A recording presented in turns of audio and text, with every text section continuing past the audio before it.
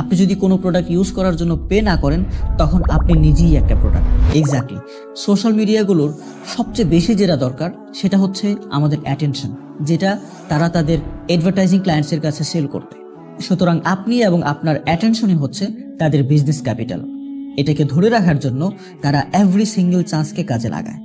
সেটা করতে গিয়ে আপনার কি ক্ষতি হলো, আপনার কি লাভ হলো, দে জাস্ট ডোন্ট কেয়ার।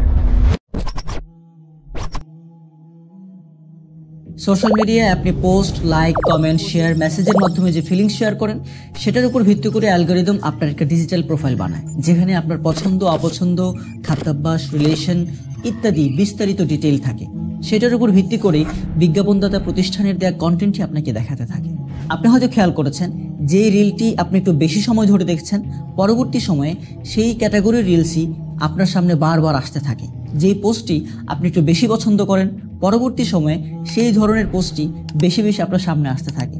আপনার সোশ্যাল মিডিয়া স্ক্রলিং আপনার ব্যাপারে তথ্য নেওয়ার জন্য একটা পাইপলাইন।